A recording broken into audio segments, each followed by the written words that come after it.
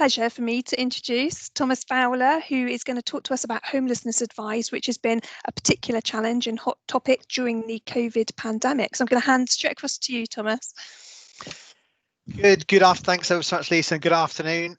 Yes, for Festival of the Future, and I'm going to try and treat it like a festival in that, one exception, that usually by 4 p.m. at most festivals I've gone to, I'm several ciders in, but I can assure you that's not happened today.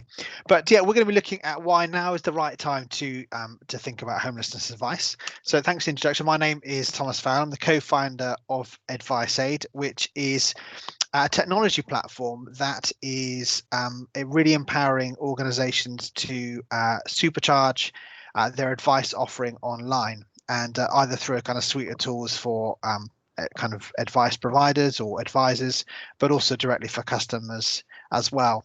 And most of our work to date has been around homelessness and supporting local authorities and housing options team to provide advice to people that are at risk of homelessness.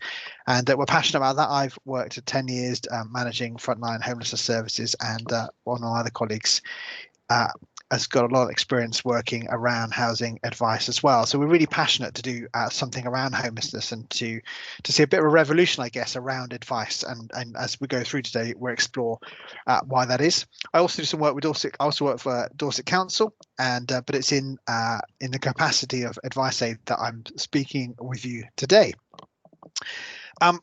As Lisa mentioned, please put some questions in the chat bar. I will try and kind of rattle through stuff so we have some time for questions at the end if that works out. And you can see there on the screen the hashtag, so do tweet along and get in touch with me on Twitter if you want to take the conversation a bit further. Now, we're going to make this a little bit interactive at places. It's not super interactive, just it's not, it's 4 o'clock, so that we've got, there's a little bit of room just to do a bit. So when I ask you in a moment to grab your mobile phone or another screen or your tablet, if you could just go to slido.com and stick in that code, which is 57031, you can do that now if you want to. And there'll be a couple of opportunities just to kind of get your thoughts into the session as well today, which would be really, really welcome. So homelessness. So when we think about homelessness, this is often, I think, probably what most people picture. They picture someone sleeping on the street. Is often what we see as we move around our towns and cities. But rough sleeping really is just the kind of real pinnacle of homelessness. And for the vast majority of people in this country that are experiencing homelessness, this is what their life looks like. And this is a family that are living in temporary accommodation.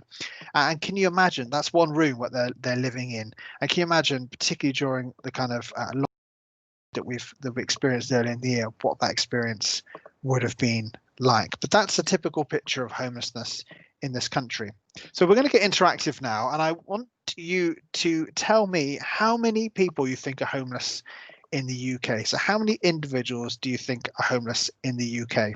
So I'm going to switch over to our interactive screens. If you go to slido.com, let's see if this works, shall we? I'm going to try and share that. Excellent. Some of you are clearly jumping on that. Hopefully you can see that. Do shout at me, Lisa, if that's not popping up. But it looks like people are having a go at that. Excellent. I'll give it another few seconds just to see. So we've got a pretty big split between 170,000 and 360,000. Okay, no one on 4,266. Okay, so what is the answer? Let's flip back to the. Oh, I've lost my screen now. Bear with. There we go. I've just put the Slido code in the chat if anybody is coming in late and wants to get to it. Good. So the answer is 360,000. And that's that's actually over a year old. That's the last kind of accurate figures we have from Shelter. So I imagine that's probably higher now. But what's interesting, those other figures actually all meant something as well. So there's 280,000 homeless people in England. 170,000 of those are in London alone. And that 4,266 is the estimate of people that are rough sleeping in England, and it's largely agreed with the kind of within the homelessness world, and particularly those working on the front line, that 4,200 number is quite. So some big numbers. And they're big numbers because actually that equates to 1 in every 201 people in this country are experiencing some form of homelessness. That's 84,740 households that are stuck in temporary accommodation. And an issue that's very close to my heart is that's 135,000 children who are living in temporary accommodation, often much like that picture we saw in the earlier slide. So quite some big challenges for us. And of course, COVID has made things a lot more complicated. I read this, a shelter recently did a report just a few days ago on the impact of COVID on homelessness. 1.6 million people in private renters are constantly struggling with their rent or already falling behind. So that's nearly 20% of people who are private renting. 3 million are living in poor conditions with electrical hazards, pests, or damp related issues in their home. 3.6 million people say they pay too much for the quality of the home that they have. And 2.4 million people say a lack of indoor living space made the lockdown harder.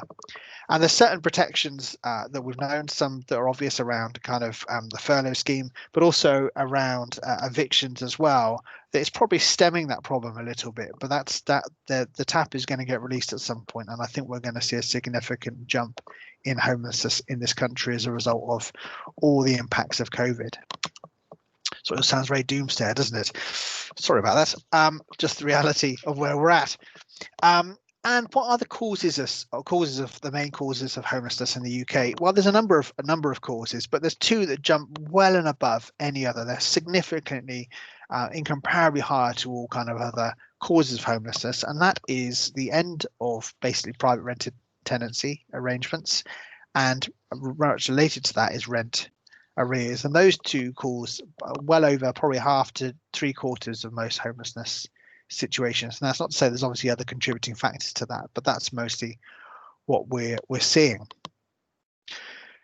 So some big numbers. So what's been done around prevention, and how do we prevent homelessness? Now, there's lots of ways to prevent homelessness, and there's some big overarching kind of political pieces around affordable housing and kind of wider welfare implications. But obviously today we're talking around advice, and there's a recognition that advice is a really important part in terms of that upstream prevention of homelessness. Shelter, in a report a few years ago, said that targeted and good quality upstream advice can prevent a housing problem turning into homelessness.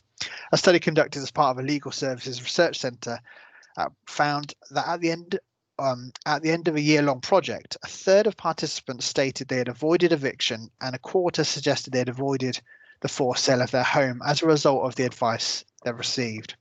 Another study by Citizens Advice clients reported a more secure housing situation, almost half a more secure housing situation 3 months after accessing advice. So there's evidence that advice is really key in terms of preventing people getting to that situation where they lose their home.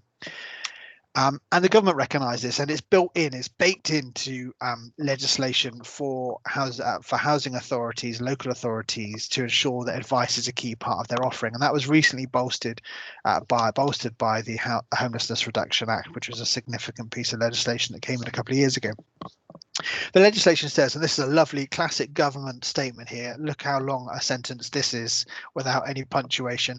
The housing authority has a duty to provide advice and information about homelessness and the prevention of homelessness and the rights of homeless people or those at risk of homelessness, as well as help that is available from the housing authority or others on how to access that help. So housing authorities, for instance, Dorset Council, have a duty to make sure that people that are at risk of homelessness get the right advice, and ideally as early as possible. And that is often one of the challenges, and that's why AdviceAid seeks to exist, is to help local authorities to do that, who often do find that advice is given far too late, and the first they hear about someone's problem is when they're trying to arrange to put them into temporary accommodation and all the challenges that come with that. But before we come into that in more detail, let's just deal with the kind of thing around what is advice versus information, because it's quite important. So the definition that I work from is this: information is things that are or can be known about a given topic, communicable knowledge of something, whilst advice is opinion recommended or offered, and this is the critical, is worthy to be followed. So it's counsel. And that's really important because there's lots and lots of information out there and people have access to a lot of information. But what we're really talking about today is advice that is worthy to be followed, that evokes a response, that people feel motivated to change their circumstances as a result of receiving that advice. And there's a real art and a knack to presenting and giving advice versus just information, as much as information is important. So we're going to jump back on Slido in a second, because I want to ask you what you think are the kind of main characteristics of good advice. So we can think in terms of homeless, but think in terms of the context that you're working or even in your own personal life. What constitutes good advice? So if we jump back onto the Slido again, I will just move the question on, if you bear with me 1 second. Good. So what are the characteristics of good advice? So if you just type that in and it should come up. I'm going to just press the right button. I've got to find the button now. Here it is. Hopefully you can see that. Reliable, excellent. So that's starting to come up. So what are the characteristics of good advice? So it's good, pragmatic, timely, accurate, choice, appropriate, we know what we're saying there, bespoke, well meant, legal. Do you know, there might be a character limit there, I'm noticing, possibly, which is why there's missing some E's. Excellent. Some really good stuff there. So choice, personal, accessible. Fantastic. Good. Okay, thank you for that. What I'm going to do is oh, there's another one that came in there. I can see what it was. Approachable, personal. So that personal is obviously trending there, which is really, really good. Let's get back to the slides.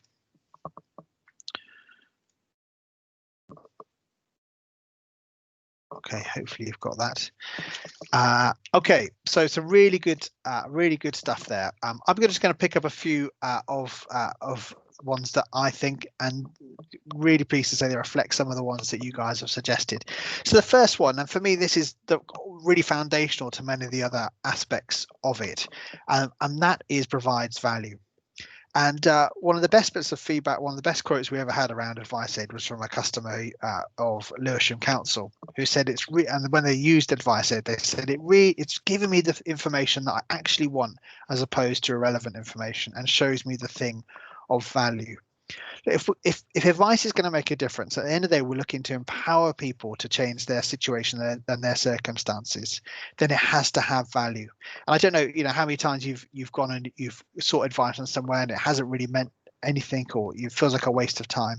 The advice is really, particularly in a housing context or a homelessness context, but also in many contexts, it's got to provide value. You've got to come away from that experience of receiving advice knowing that something is going to change as a result. So it's about getting value for that. Now, most of these other aspects kind of link and fall under that, but it's got to be comprehensive as well.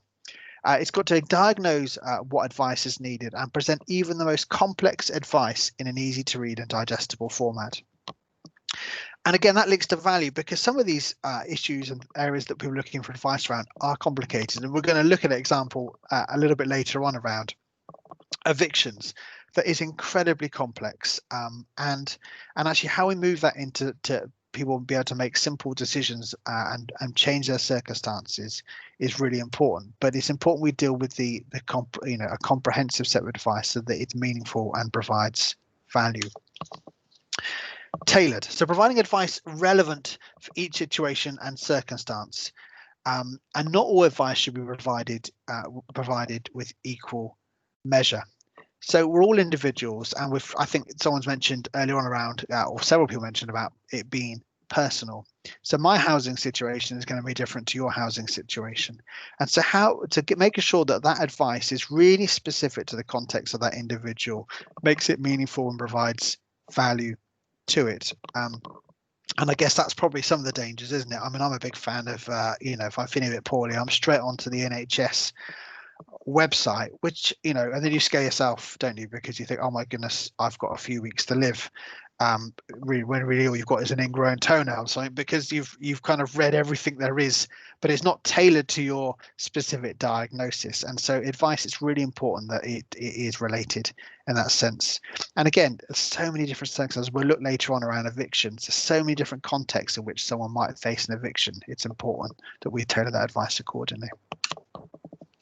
Up to date. So someone put about legal and accurate, and I think this is really important, that advice is up to date. And again, most of us would experience we've found something out only to discover it is out of date. And so good advice is always up to date. And particularly in a context we are now with COVID, where there's a huge amount of, I mean, we've seen the government really struggle with this, haven't we, in terms of different advice going out of date and trying to keep up with things that are happening and changing circumstances. But if it's going to have value, if it's going to change situations, we need to ensure that all advice we're giving in a digital or any other context is bang up to date and is correct. And that's a real challenge, particularly around complicated and comprehensive issues, how we go about doing that.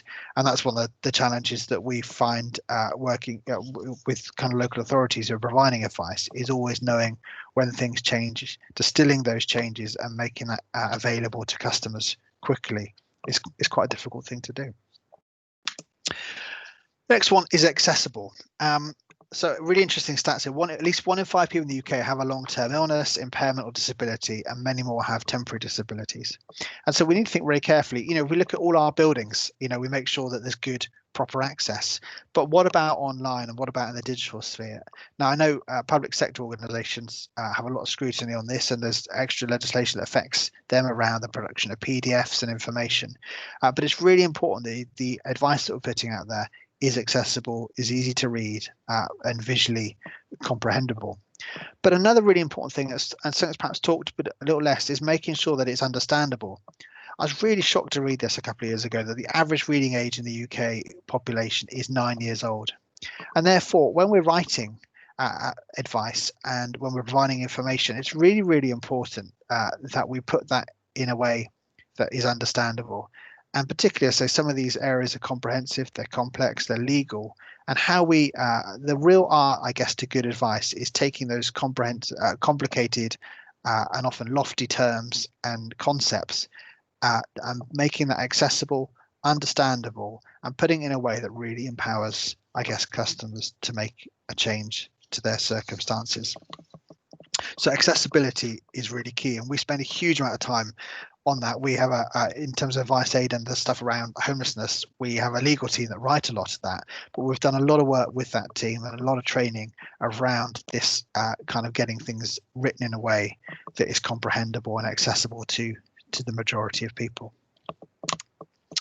Structured, kind of an obvious one here, but structure is a significant factor to determine whether customers are finding the help for which they're looking for. And again, some of these concepts and some of the areas that we're looking at are quite complicated, and it's really important that people really clearly and methodically can understand what they're accessing, how to access it, and to structure that in terms of the steps that they need to take to really empower and make changes. And I'm just seeing how many, and then I think finally is, and I guess this is really important, I've talked a lot about this, is empowering. And I love this picture. It's one of my favorite childhood memories, is when I learned to ride a bike.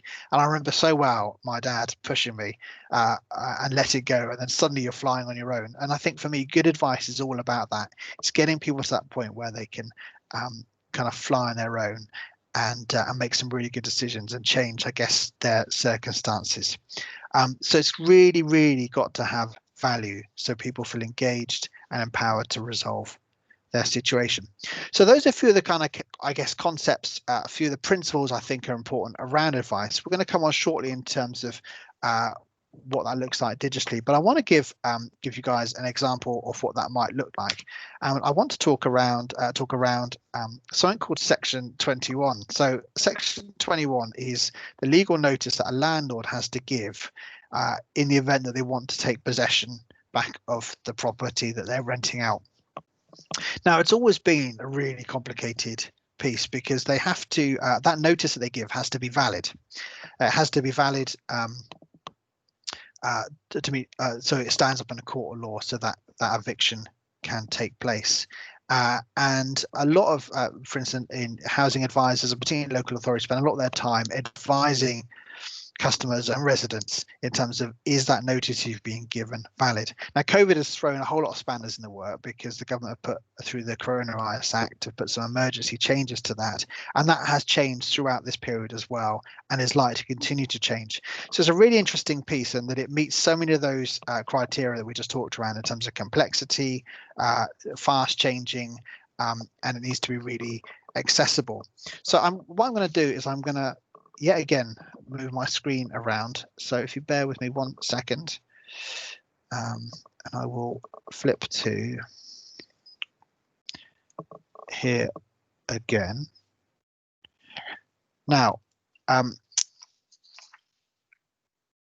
section 21, I can just want to say how complicated it is. There's a blog called the Nearly Legal blog, which is brilliant, and it's where a lot of housing advisors go, and they've put a flowchart together in terms of how to advise someone on a section 21 notice during coronavirus. It's 14 pages, and I'm just going to slowly flip through this. You can see just how complicated it is, all these different steps. Even when it's invalid, a notice, it doesn't really explain why, and it gets more complicated as you go along. You start to see lines going back and forth, and then different elements that might affect that decision.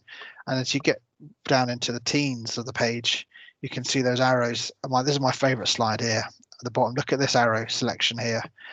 Now, this is great. It's not a criticism, because actually it's right what they've got here. But I just want to show you the kind of complexity around just, is a section 21 notice valid? Now, as someone that was renting a house and you receive that eviction notice, you know, how you're going to know if it's valid or not from something like this, I think would be a challenge. I would be completely lost on this. So we created a tool. This is a free tool, so I'm not trying to push or advertise anything. This is a free tool that we've made available to housing advisors, and it basically follows something very similar, slightly different to that tool that you've just looked at a minute ago. So nice and easy, you start that, and then you start, and it kind of basically asks you questions to ascertain in terms of what your situation is. So was it served within 4 months of the tenancy? No. Was it before 26th of March? I'm just going to roll through this. Does it give 2 months notice? Yes.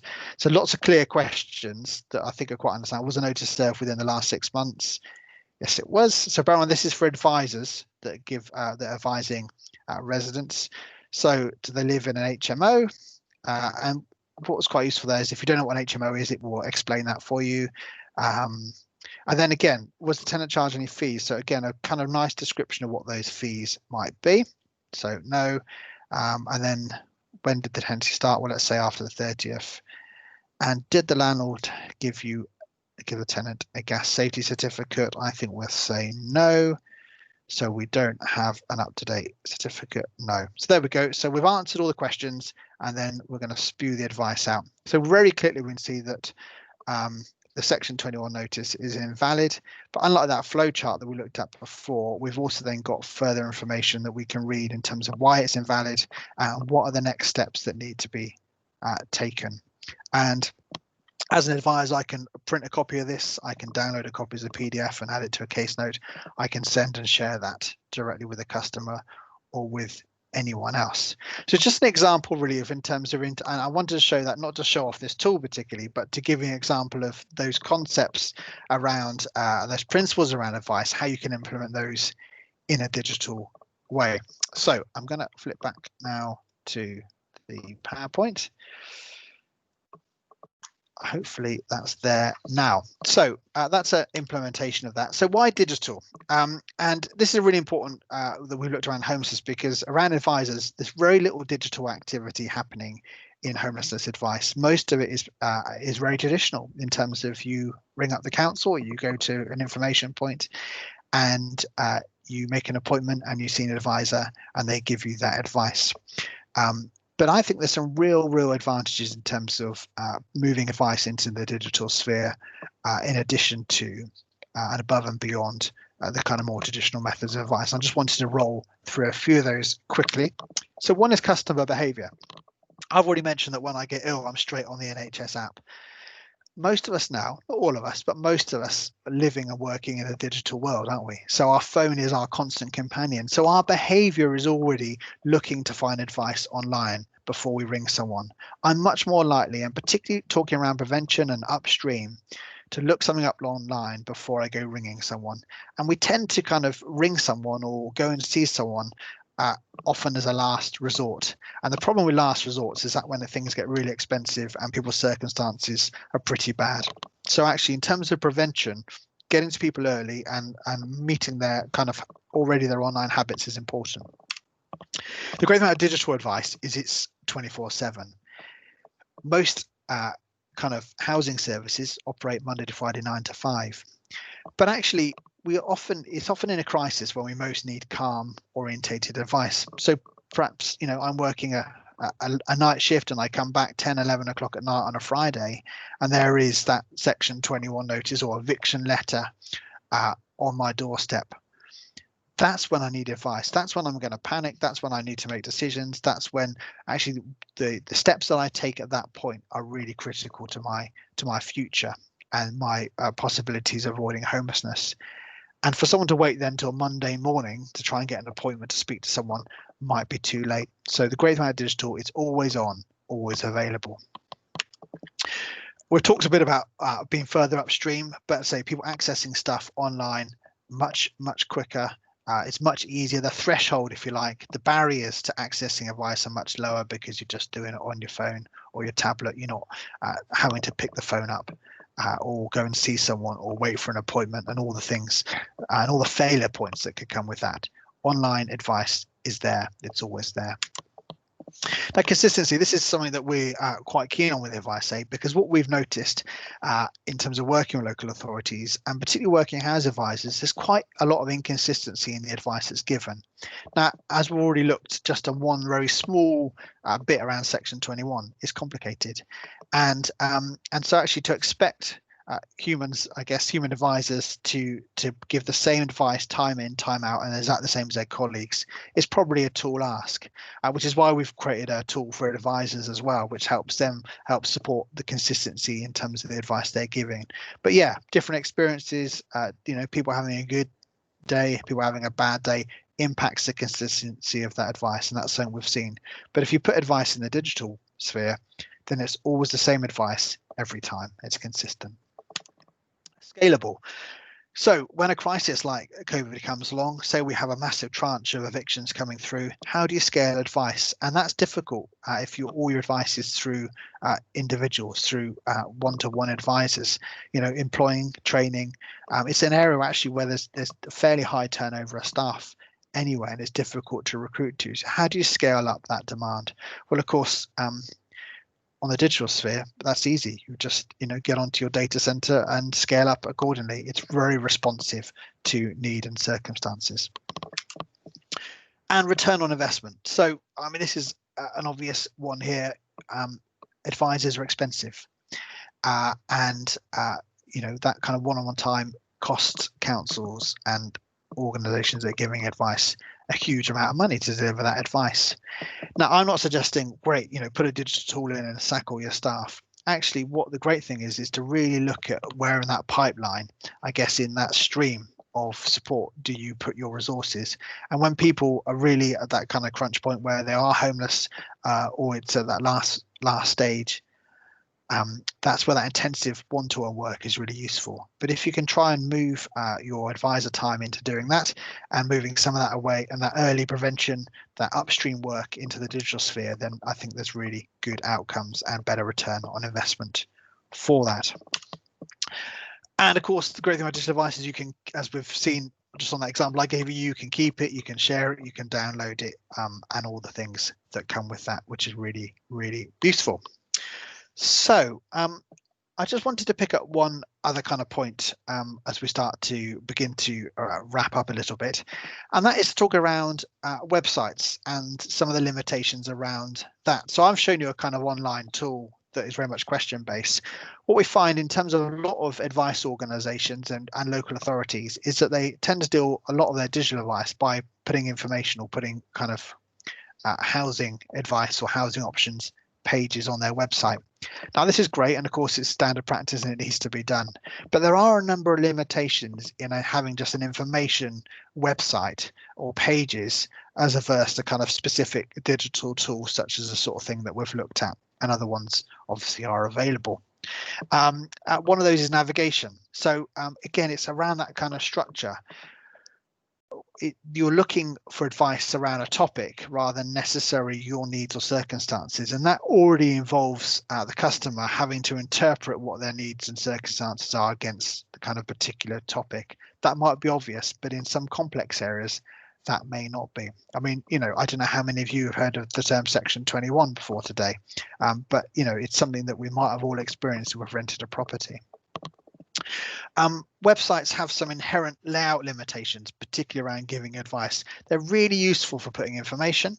They're really useful for displaying what services are available, but they're not that useful for that kind of user-friendly advice page. And I guess one of those things is that they're quite generic. So it's around coming back to that issue around tailoring, is that you have to put everything on there. So if you're looking, for advice, you have to give it all that equal weighting.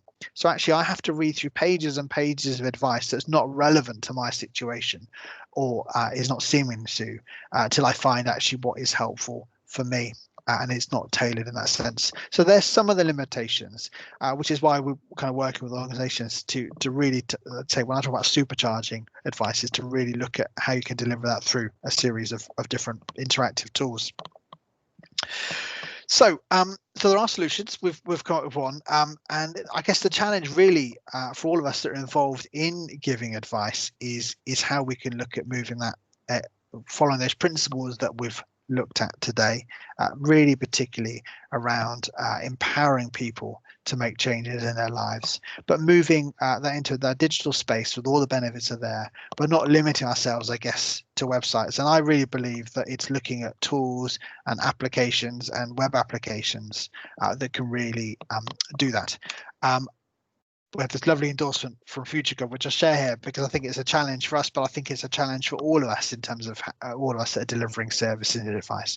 So Futuregov is excited to see new tech solutions like AdviceAid being developed by individuals with service delivery experience. We need better tools to meet the needs of service delivery staff and their customers, where the traditional market is expensive and often failing them. And I think that is 100% true, and I'm proud to play a small part in trying to answer that question, as I know you guys are too. So that's kind of the presentation bit. I'm going to just open it up to some questions now, if we've got any. So I will have a quick look on the chat. Excuse me, looking over. Got multiple screens here. So in fact, if I move this over here, that'll be easier. So great. I will. So yeah, if you want to ask any questions, I'm happy to do that, or you can knock off early. It's entirely up to you. So it looks like there's some, yes, there's a hand up there. So I don't know, Lisa, whether we can facilitate, can people talk? People allowed to talk? Absolutely. Oh, yes, absolutely. That's fine. If people want to turn their mics off, if they're not feeling too shy. Hi, so I'm Amy. I am a volunteer with Crisis at Christmas for 8 years now. Obviously, we have some very great challenges this year. Everything moving, well, homeless people being housed for the duration of Crisis at Christmas in hotels and hostels. And I am a referrals coordinator. So I am normally the kind of person who goes out and tracks down the people who might need advice, or they don't know that they do. And so I am the one friendly face, supposedly, that kind of drags them into that setting and encourages them to share their situation and try to pair them up with the advisors. So I am a kind of go-between. For me, the obvious challenge this year is that we're not there personally, that we need to design with users in mind who are generally not very open about discussing their situations. And these people are either in need of advice of all sorts, or they might be rough sleeping, though they normally don't come anyway. So for me, it's really interesting to listen to you, but also it makes me think about how it's possible to reach people who are in a very sticky situation already, and how to convince them to come and talk and share and seek advice. Absolutely, and I think and the best situation is where you've got a kind of digital solution working hand in hand. I think with people. So in some senses, and you look at some of the, if we look at our main advice tool, you know, some of those things are very clearly, here's steps you can do that will change the situation. Some of those is actually, you know, you need to go and see someone because you're at a stage now where you're going to need that additional help, and there of course are limitations. So for me, this is really looking at that whole pipeline of advice. Yes, of course, you know, and in so many of our work, I think right across the public and the voluntary sectors, we want to see early prevention happening early. We want people getting that advice early on, so they never get to that situation where actually they're at risk of homelessness or their situation failing. But it's making sure there's a kind of clear transition. I think that when people need that additional support or their situation is past the point where actually online information and advice is going to help them, that they can get that. And so I think there's a great opportunity to link that and to help people find where advice is, because for some people who know the systems well, they get the advice they need. But there's so many people that, particularly if you're new to homelessness, you know, where do you start? Who's the first thing to speak to? You know, so you've got ring accounts. How do you do that? It's all these kind of questions. So I think if we can make that really accessible online, then that's a really good thing. Excellent, and sounds really good. What you're doing. So it'll be interesting to see how it works out this Christmas. I hope less restrictions. Yeah. Good. Thank you. Melissa, you've got your hand up. Yeah, sorry, not a question as such. Just it's really interesting listening to what you're saying. I'm relatively new to housing as a project officer, and we've got a couple of ongoing things at the moment. One's looking at a new housing software system. And obviously COVID has brought a lot of challenges to the team, so it's food for thought what you've said about you know, digitalizing some of it and taking the pressure off of the frontline staff and looking at alternative ways to deliver some of the services. So definitely something that I'll pass on. Yep, fantastic. And so I think we've, and it's kind of picking up Amy's point, in some of the tools we've created, we've tried to really develop that link between the two. So we've got tools that support, I'm not doing a number on you or this one, but where we've got tools that link with advisors and they provide that advice online. It links to online self-service. So I think it's always giving that self-service option so people can help themselves, as well as making sure, but that's got to be consistent as well with the advice that advisors are giving. And I think that consistency is a real challenge around complex advice, and I think there's a challenge for all of us involved in the advice giving world, you know, to really ensure that the quality and consistency of our advice is right up there. Yeah, definitely. But that's great, fantastic. Thank you. Good to be. Well, now's not the time, but I'd be interested to know there's some great tools out there for housing options teams. Yeah, definitely. That'd be really helpful. Sport for choice these days. Good. Yeah. So fantastic. I'm going to just give opportunity for any other questions. Just give a few seconds. Don't want to deny anyone the opportunity to ask a question. Okay, so Itan has said, not sure if you have any thoughts on this, but one of the issues of charities who assist is funders' insistence on outcomes and feedbacks from service users, which is often harder to get from digital service users and those who avail to face-to-face or phone advice. Any thoughts on effective ways of gathering, rather than fathering feedback? Never fathered feedback, but certainly I have plenty of feedback on my fathering, but that's a complete other subject.